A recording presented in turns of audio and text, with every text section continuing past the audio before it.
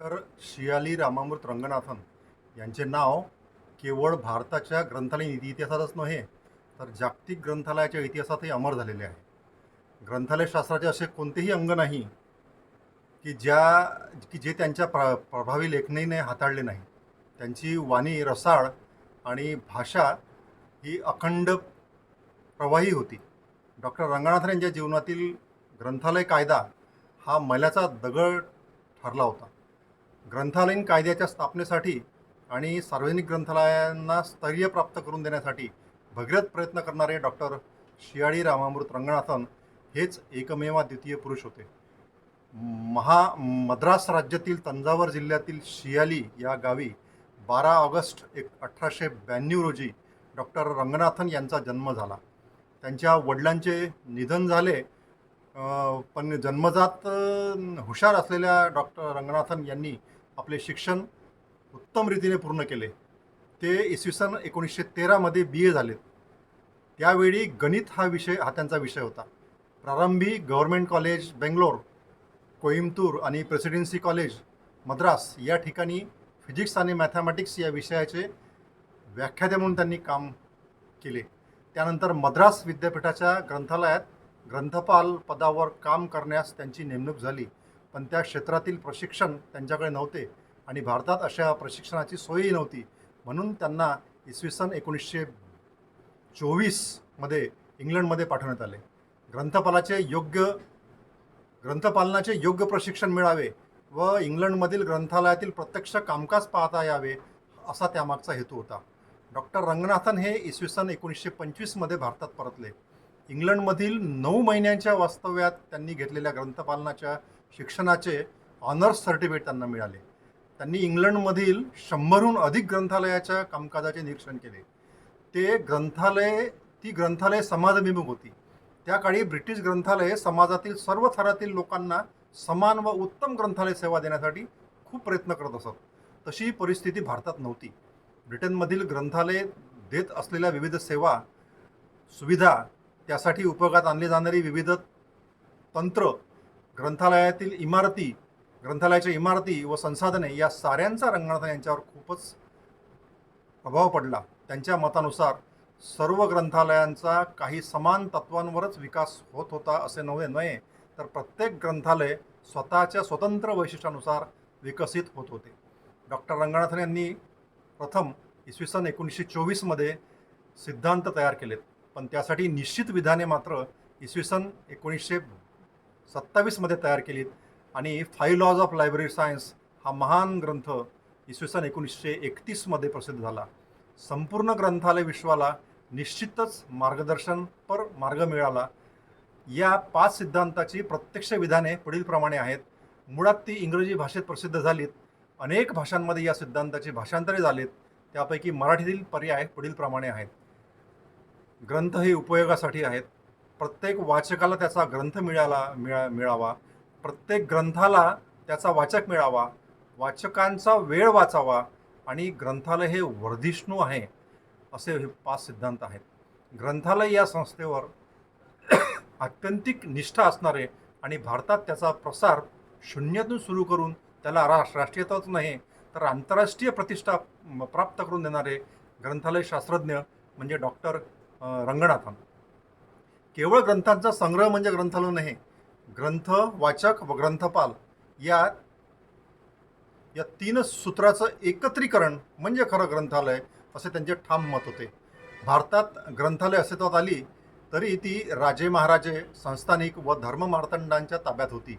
सर्वसामान्यांपर्यंत त्यांचा प्रसार झालेला नव्हता आणि याची गरज आहे हे सर्वप्रथम डॉक्टर रंगनाथन यांना जाणवले व आयुष्यात भारतात ग्रंथालय चळवळ उभी करण्यातच त्यांनी आपलं पूर्ण आयुष्य व्यतीत केलं. गणित विषयाचे अध्यापक असलेले रंगनाथन वृत्तीने अभ्यासू आणि चिकित्सक होते.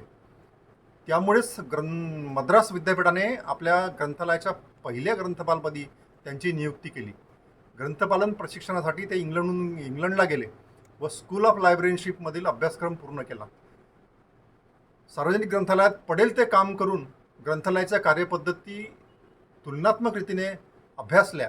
निरनिराळ्या ग्रंथवर्गीकरणांचा सखोल अभ्यास केल्यामुळे भारतात परतताना बोटीवरच त्यांनी आपल्या नियोजित द्विबिंदू वर्गीकरण पद्धतीचा आराखडाही प्रसिद्ध केला.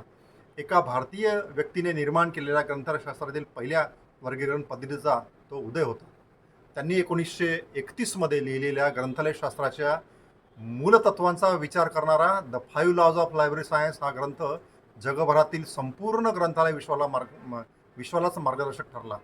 ग्रंथालय क्षेत्रात सातत्याने नवनवीन उपक्रम करून कार्यकर्त्यांना सक्रिय ठेवणाऱ्या भारतीय ग्रंथालयशास्त्राच्या या जनकाने देशात वाचन संस्कृती सक्रिय केली. आजच्या जागतिक पुस्तक दिनी त्यांचे स्मरण करणे आजच्या राष्ट्रीय ग्रंथपाल दिनी त्यांचे स्मरण करणे त्यामुळे गरजेचे आहे. स्वतंत्र भारताच्या जडणघडणीमध्ये हातभार लावून त्याला विकसनशील राष्ट्र म्हणून जगात मानाचे स्थान प्राप्त करून देण्यामध्ये ज्या काही महान विभूतींचे परिश्रम कारणीभूत आहेत त्यात डॉक्टर श्रीहरी रामामूर्ती रंगनाथन यांचा फार मोठा वाटा आहे. सुसंस्कृत समाज निर्मितीसाठी शालेय शिक्षणासोबतच निरंतर शिक्षणाची सुद्धा अत्यंत आवश्यकता आहे आणि त्याकरता ग्रंथालयाचा सुदृढ पायावर विकास, ग्रंथालयाचा प्रसार होऊन सर्वसामान्य भारतीयाला विनामूल्य ज्ञानाची दारे उघडी ठेवली पाहिजेत हा विचार भारतामध्ये डॉक्टर एस.आर. रंगनाथन यांनी सर्वप्रथम रुजविला, जोपासला, वाढविला आणि केवळ त्यासाठीच आपलं पूर्ण आयुष्य खर्ची घातलं. सार्वजनिक ग्रंथालयाची सर्वांगीण प्रगती व्हावी म्हणून त्यांनी ग्रंथालय संघटना निर्माण करण्याचे कार्य हाती घेतले व 30 जानेवारी 1928 रोजी मद्रास ग्रंथालय संघाची स्थापना केली. या संघटनेसाठी त्यांनी अनेक वर्ष मोठ्या जिकरीनं काम केलं. 1933 साली भारतातील ग्रंथालयाच्या सर्वांगीण प्रगतीसाठी त्यांनी भारतीय ग्रंथालय संघाची स्थापना केली. 1944 पर्यंत ते या संघाचे अध्यक्षही होते. या संघटनेमुळे देशातील ग्रंथपाल व ग्रंथालयीन कार्यकर्त्यांच्या मनात एकात्मतेची भावना निर्माण झाली आणि ग्रंथालय समस्यांचा विचार सामूहिकरित्या होऊ लागला. त्यामुळे देशातील ग्रंथालय संघटनेच्या निर्मितीचे श्रेयसुद्धा डॉक्टर रंगनाथन यांनाच द्यावे लागेल. 7 मार्च 1944 रोजी ग्रंथालय शास्त्रावरील व ग्रंथालय चळवळीतील मौलिक कामगिरीबद्दल दिल्ली विद्यापीठाने डॉक्टर रंगनाथन यांना डॉक्टर ऑफ लेटर्स ही बहुमानाची पदवी त्यांना प्रदान केली. 26 जानेवारी 1957च्या गणतंत्र दिनी डॉक्टर राजेंद्र प्रसाद यांनी त्यांना पद्मश्री ही बहुमानाची पदवी देऊन त्यांचा गौरव केला. डॉक्टर रंगनाथन यांच्याच प्रयत्नाने भारतात सर्वप्रथम मद्रास राज्यात 1948 साली ग्रंथालय कायदा अस्तित्वात आला.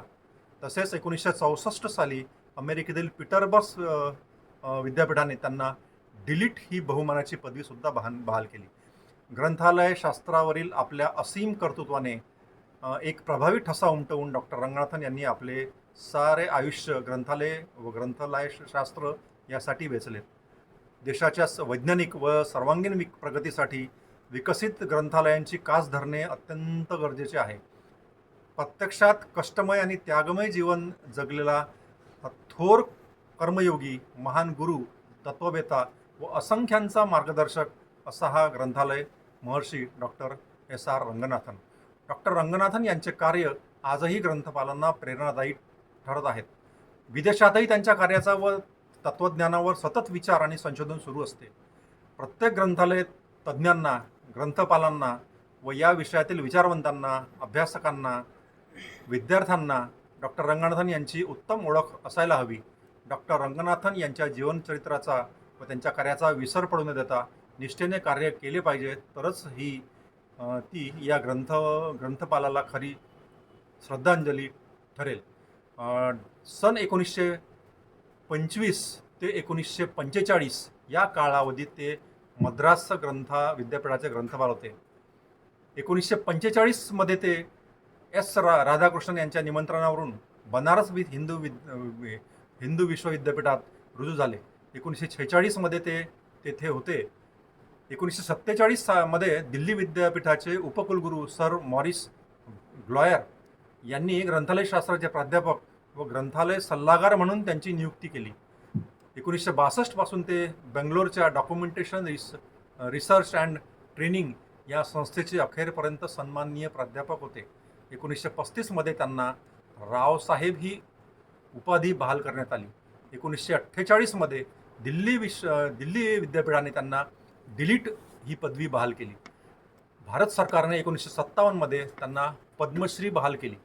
अमेरिकेतील पीटर्सबर्ग विद्यापीठाने त्यांना 1964मध्ये जी डिलीट बहाल केली. त्यानंतर त्यांना 1970मध्ये त्यांना मार्गारेट मान हे बहुमताचे पदकसुद्धा मिळाले. या सन्मानाशिवाय त्यांनी इतरही अनेक महत्त्वाची पदे भूषवली. त्यांनी 50हून अधिक ग्रंथांचे लेखन केले, जे आज ग्रंथालयशास्त्रातील सर्व अभ्यासकांना मार्गदर्शक ठरत आहेत. राष्ट्रीय व आंतरराष्ट्रीय कीर्ती लाभलेल्या आणि ग्रंथालयशास्त्रामध्ये मोलाचे योगदान देणाऱ्या या महान व्यक्तीचा मृत्यू 27 सप्टेंबर 1972 रोजी बेंगळुरूमध्ये झाला. आजचे ग्रंथालयशास्त्र हे त्यांच्या संशोधनावर भरारी घेत आहेत. जागतिक ग्रंथालय क्षेत्रातील ग्रंथपालाच्या जीवनचरित्रावर दृष्टिक्षेप टाकला तरी डॉक्टर रंगनाथन यांच्या तोडीचा ग्रंथपाल कुणीही झालेला नाही असेच जाणवेल.